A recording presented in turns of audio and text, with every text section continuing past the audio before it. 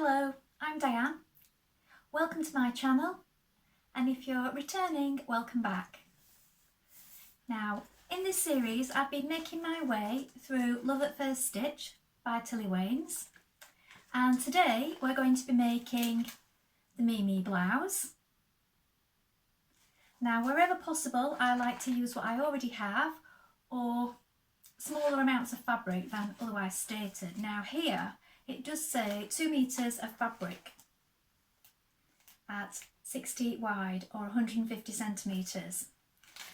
Now, I had a piece that had been waiting for me for a while that my friend gave me. In fact, I had the little label that she put on it right here, and it says blue and white crepe, 1 meter, 50 or 60 wide, question mark. And she passed that on to me because she felt that she wasn't going to use it. She bought it and it'd been sat in her stash. So lucky me, I got some free fabric again. Same friend that gave me the last lot. And I've got all my pieces cut out ready. Now, I did manage to get it out of 1 meter, but it involved a little bit of creative jiggling of the fabric, and also in places, like this particular facing, I've used a plain navy because it's on the inside, while the rest of the fabric is this print. So sometimes if you have pieces in a similar colour, it's okay to do the inside facings of garments. And also I could have done the collar in a completely different colour if I wanted to on this one, because the styling in the book does show you that you can change up the style of this blouse with different collars. So I'll show you this picture here. Here we have a white blouse with a black collar. And here where we have this dark blouse with red buttons, we could have used red here, or any number of colours with a dark plain colour such as this. So there are ways of getting around it if you want to use it what you've already got and you don't want to go out and buy a fresh piece of fabric. And also, because I'm making this for the first time, it's a bit like a wearable toile. So if you want to just try out a pattern and not just dive in straight on a new piece of very expensive fabric, you could use this method for trying things out but still getting a wearable garment out of it. So now we're going to go and cut out our pieces. I've already cut mine, so I'm going to show you the pieces you need to be getting on with cutting out. We'll do that now. So here we have our front piece for our Mimi blouse. So you want to cut 2, grain line going this way. Make a note of your buttonholes and button markings, this front line marking and the gather points, and also the notches. And then here we have the Mimi back bodice. You cut 1 on the fold, and this is not full length because it does have a yoke at the top. So make a note of these markings here, the gather marks and the notches at the side, and here is your fold.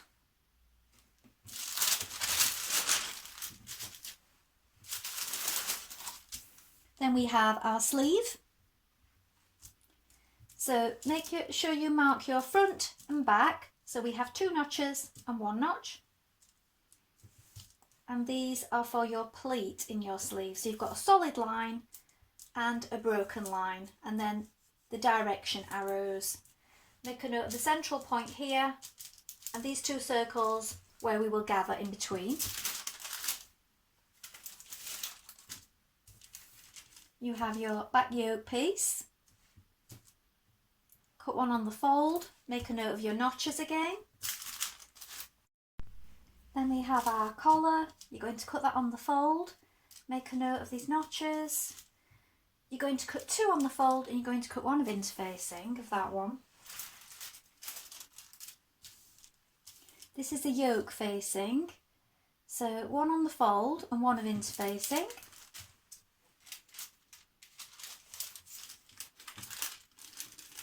So this one here is your front facing. So you're going to cut 2 as a pair and then 2 of interfacing.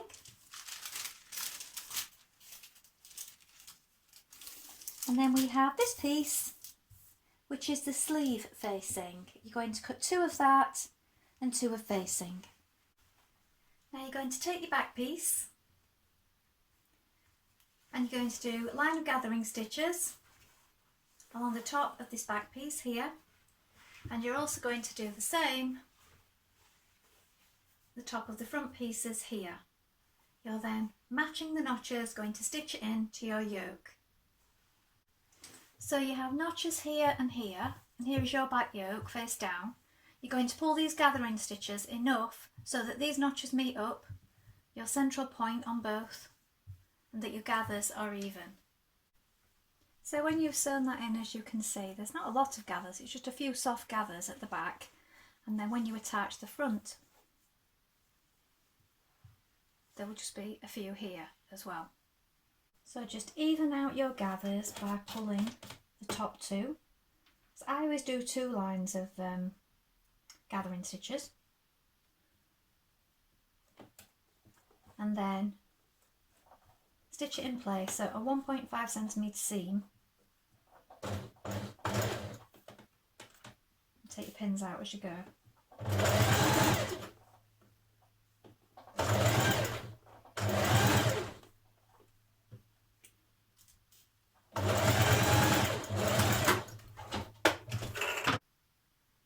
Now we have our collar here, so you want to apply your interfacing to the top part of your collar.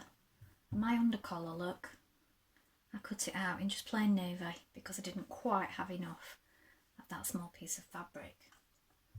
So that's just plain. So we're going to stitch that together now.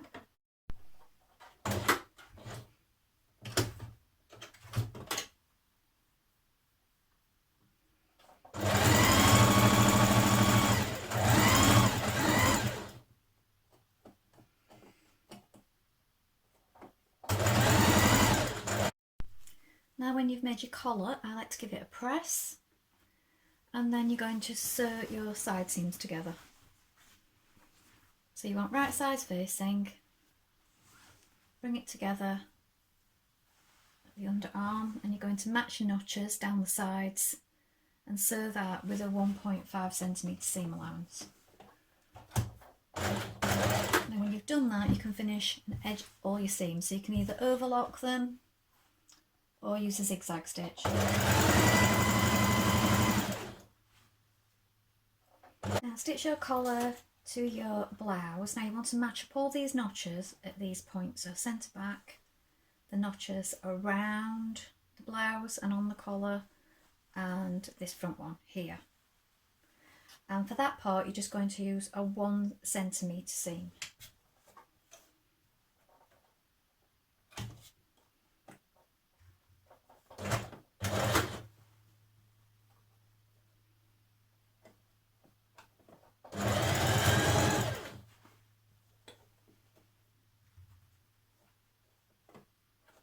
Now stitch your facing pieces together. As you can see, I've got one plain one for the back, inside the back of the neck, again because of shortage of fabric, because I only use this small piece, but that's fine for me if it's on the inside. So you're going to stitch it here at the shoulders, then with your right sides facing together, pin it all the way around the neckline, matching up the notches again. And this point here, you're going to stitch round to here and then down this front facing here. And if when you sew down the facing, if you turn at the bottom and stitch along there, you can turn that part up and you get a nice neat edge at the bottom of your blouse.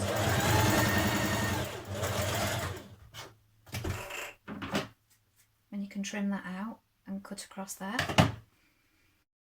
Now you're going to make your pleats on your sleeve, so you're bringing these markings together. They're probably quite hard to see from there, so you're bringing one over, just bringing the other one over, then you get this effect, and then you're going to stitch it across.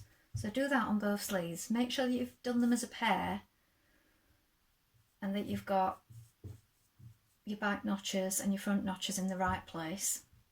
So stitch a line of ease stitching between your dots here and here on the top of the sleeve, and then stitch your sleeve facing to the bottom of your sleeve, right sides facing. Now it does say to do your side seam first, but I'm going to do mine this way. I'm going to put my sleeve facing on, and then I'm going to stitch the sleeve together at the side, at the underarm. So that's how I'm doing mine.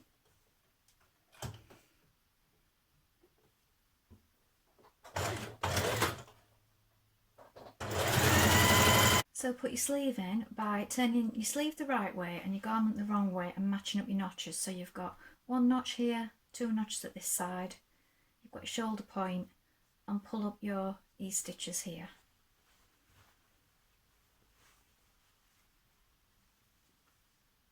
And when you've got that pinned in, you're going to stitch it in position.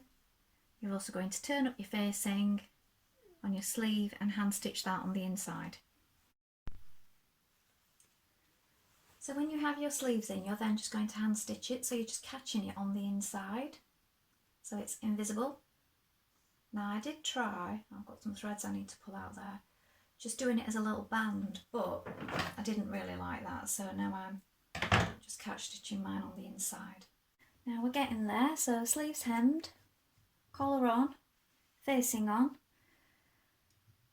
Now we need to do the buttons and buttonholes and finish off the hem, so you need to overlock or zigzag your hem, and then you'll turn it up in line with your facing and hand stitch that or machine stitch it. Now I've already got these buttons, but they're more on the cream side, as you can see. If you turn them over there, they're white on the other side, so I'm going to use them the other way up, and I'm going to do my buttonholes and button placement close together than it is on the pattern because my buttons are smaller. So I'm going to do that now.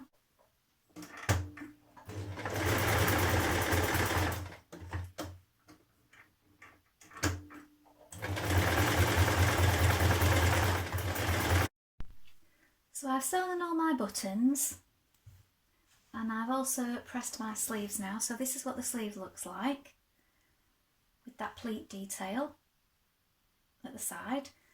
And as you can see, because you catch stitch it with the hemming, it doesn't show on the right side. And now I'm going to hem the bottom. So if you did it the way that I showed you, then your front facing at the bottom will already be completed like this. And then you need to press up your hem on the inside. Now I'm going to overlock this. You might want to turn it under again a little bit before hemming it, or zigzag stitch it. So I'm going to overlock that, and then I'm going to hand stitch that again so that it doesn't show on the right side. So if I bring you in close here, you can see the hemming. So if you're not sure about this, you're just catching a tiny amount there and then through where you've turned it up, either in your zigzag, your overlock, or your fold. So you might have turned it in like so. So just catch a little bit, a couple of threads on the other side and through there, even less than that if you can.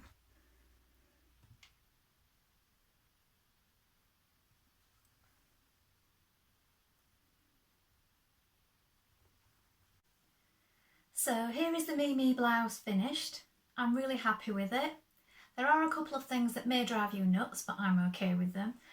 Because this print is pretty much one directional, and the yoke piece for the top that comes over, and also the collar being all in one piece as it's shaped round, on this particular print I do get, flip round for you, everything's correct on the back, lying in the right direction. But on the front here, as you can see, as the yoke comes over, my birds are tipped over. So they're standing the right way up on the back, but because it's all one piece, they are like this on the shoulder. And also my birds around the collar, look, because the collar goes round the back. They're standing up the right way at the back, but here they're on the sides. Now I'm fine with that, it's just a print on a fabric, but I know some people get a little bit crazy about those things. So if that's you, choose a print that goes in all directions, or maybe keep it plain. Or otherwise you could have opted to at least do the collar in a plain colour. This, if you did want it going the right way at the front and the right way at the back, you'd have to do an additional piece here. So cut it in 2 pieces and make sure you've got enough for a seam there. That would be one way to fix it. I just wanted to make it how it was on the pattern today, and I'm really happy with this. I mean, it's got that lovely pleat detail on the sleeve there. I'm going to go and stand over here so you can get a better look. So it's comfortable, there's a good amount of ease in it. Can you see the shoulder detail on the sides? And the sleeves are a good fit as well. And I'm happy with the shape of the collar. And my cream buttons that I flipped over don't look too obvious, do they? They look more white now that I've turned them over. I'll turn it round so you can see the back. Now, in the pictures in the book, she has got it tucked in, so it looks a little different, but it has got some shape to it if you want to wear it out like this. If you wanted it a little more fitted, you could take it in a little. But I think I'll probably be wearing it with different skirts, so I'll probably be tucking it in anyway, so I think I'll keep it how it is. And it does feel nice and loose for the summer also. Now, I hope you enjoyed that, and if you sewed along with me, please let me know in future in the comments. Now, next up, in my next video, I'm going to be making the Lulu dress. Now, this book does need to go back next week, so I need to get traced off the Lulu dress and also the pyjama bottoms as well. You don't need a pattern for the gathered skirt, it's just a case of cutting the pieces and the waistband, so I don't need to trace anything off for that one. So we're making the Lulu dress next. Thank you to everyone who's subscribed and commented already, I really appreciate it. So if you enjoyed this video, give it a like, subscribe, and let me know what other kind of content you're looking for. Thank you for watching, and I'll be back soon. Bye!